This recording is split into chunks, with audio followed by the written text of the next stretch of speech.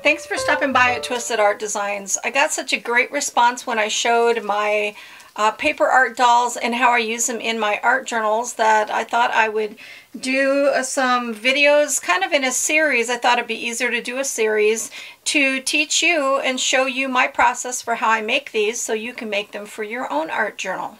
So to get started, I think the best place to start would be for me to put in the description box below a list of things that you'll need to gather for creating these paper dolls. And then as time goes on, as we come to each little segment of it, you'll have those items available to you to create the paper dolls either along with me or to refer back to, and then you can get started making them because you'll already have the supplies that you need gathered. So the first thing you want to do is to start to gather images that you're going to use to piece these together. There are paper doll kits on Etsy that you can purchase from people. They're downloads that you can download and print onto cardstock or paper and cut them out.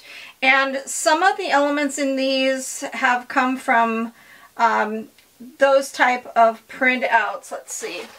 This one came from a shop in Etsy, the body and the face.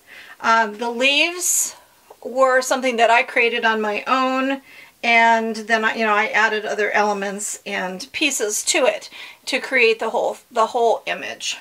And an important thing to note is if you do purchase someone's kit that has paper doll parts in it and you're going to put together a paper doll from a kit or from something that you have printed from like Pinterest. Some people give them away for free on Pinterest.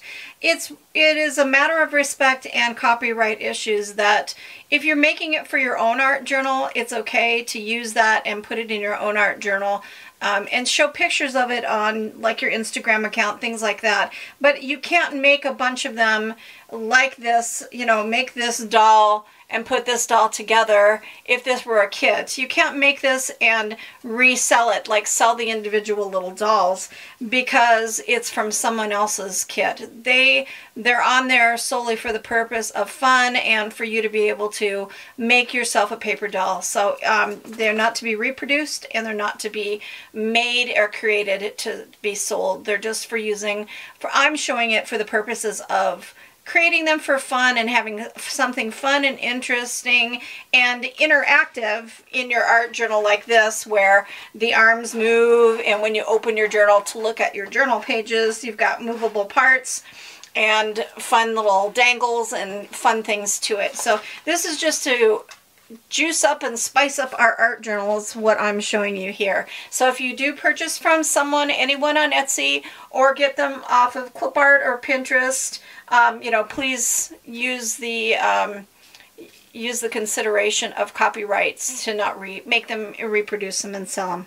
So you can look around on Pinterest. There are some free printables on Pinterest for paper dolls. You can look on Etsy. But if you don't want to do that and you don't want to spend the money to purchase other people's printables, you can just start gathering your own items to make paper dolls out of, and it doesn't have to be a printed item. So for each body part, you're going to need faces, arms, legs, bodies. And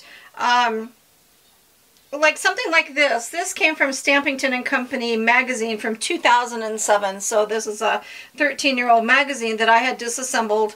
I use these black and white images for things like image transfer, but like this face right here would be excellent for a paper doll face. Any of these faces would be great for paper doll faces, and you can either scan it and copy it and print it out, or you could use the image that you actually find. You could use faces that you draw yourself. If you like to draw, you can draw small size faces and cut them out. You could use rubber stamps that have faces. There are a lot of stamp sets, like this is the Diane Reevely stamp set. Dina Wakley has a set of faces. Jane Davenport has faces. You can get faces out of images you find in books, old books. You can use magazine image faces. So there's all kinds of places where you can find the faces to use. Same with arms and legs. You can use digital printouts of arms and legs. You can use magazine images. You can draw them yourself, or you can create the arms and legs out of other things that you see. This is a very creative process. So you're putting together things that maybe you normally wouldn't, or that someone wouldn't consider for using for body parts. But even like this is a magazine for seeds that you buy to plant in the ground. And these, I don't know what they are. They look like, I don't know what they are, what kind of a vegetable that is. But look how great those would be for legs for a paper doll. So those would be something I would definitely cut out and add feet onto it and make those into legs on a paper doll. So here are more images from that seed catalog, and things like that, I would use that on behind a doll's head, or as a body, as a dress. So you kind of have to look at things with a different eye than what you normally would, because you might see that head of lettuce. It's kind of pretty.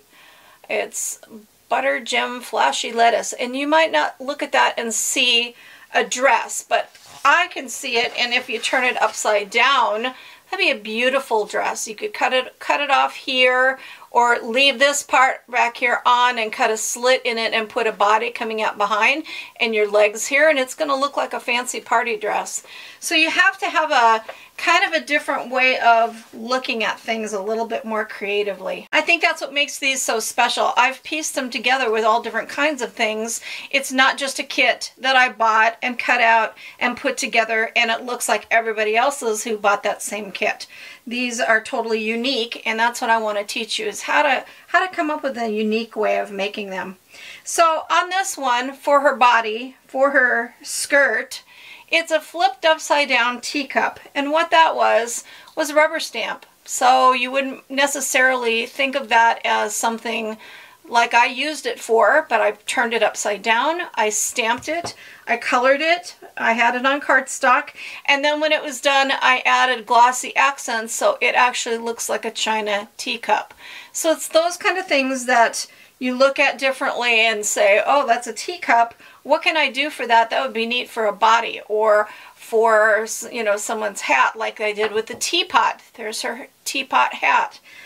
This one, I used an image out of a magazine that was a jar of buttons. It was a photograph of a jar of buttons, but what a fun body that makes for my my doll that I made that's my button girl. I added some buttons by gluing them onto the front and made that jar, put the body coming out of the jar and made that jar be the focal point and the theme for the button girl. So that's the other thing. Come up with a theme for what you want to do for your first doll. So like Tea Time Girl, everything that you put on it, of course you're going to want to have it relate to being a tea theme. So she's got her teapot, she's got a tea tag with a teacup stamped and cut out and put onto the tea tag. She's got her teacup body. So that's how I created that, and I go by a theme. I try to come up with a theme for my dolls and then build it out from there, because that gives you an idea, what do I want to use for the body, what goes with this theme. So this sunflower girl, I started with the sunflower image. That was a great big die cut of a sunflower. And I cut with an X-Acto knife along that edge, and I put the doll part of it into that to make her sunflower skirt. So I started with the idea that I want a sunflower girl. I found this doll here was a paper doll image of an old movie actress, and then this sunflower behind her, that was an image that let's see, I think that was in a book or a magazine. I think a book. And what I did was take an X-Acto knife and I cut some of the petals on the inside of it and stuck her head in there to make it look like the petals are wrapping around her head. So if you start with a theme, it gives you a place to build out from. So come up with an idea for your doll and what you want her to be, and then find the little elements that go to build it out. After you find images for faces, then you're going to want to look for things that you can use as bodies, and they can be non-traditional items for bodies. And You're going to need arms and legs, so you're going to look for all those little tiny elements, and you can look again in clip art. You can do magazine images and cut out arms and legs, or if you like to draw, you can draw your own. With my charm collector doll, I had started building that one out with lots of different pieces to create it. This image for the face was from a Daphne's Diary, and it actually was a piece of china that was hand painted, and it was made to look like a queen from the Victorian era, I believe. And the part that's underneath it and the part for the crown actually came from that Seed Company book. It is, if you look closely, it's something that was grown. It's like fruits and vegetables grown, and I made it look like a crown and a ruffly skirt underneath the top image.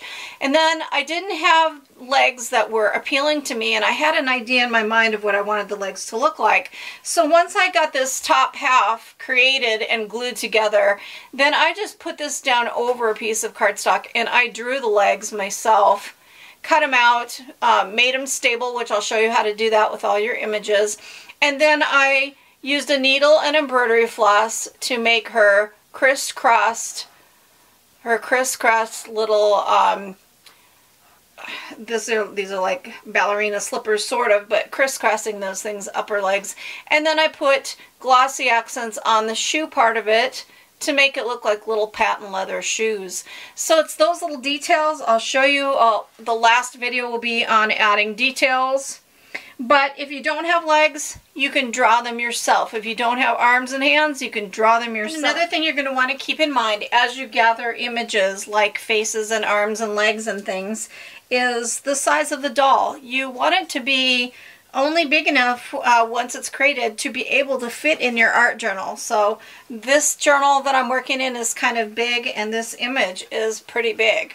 So you want to be sure that you're finding little small items so that once you assemble your doll, that it'll be able to be glued into your art journal. So keep that in mind. Don't collect like big faces and long arms and, you know, great big huge legs out of magazines, only to be disappointed that when you create your doll, it's too big to be able to put into any of your journals. So that's an important tip right there, is size does matter. So gather together your things that are faces, arms, bodies, legs. Get that started.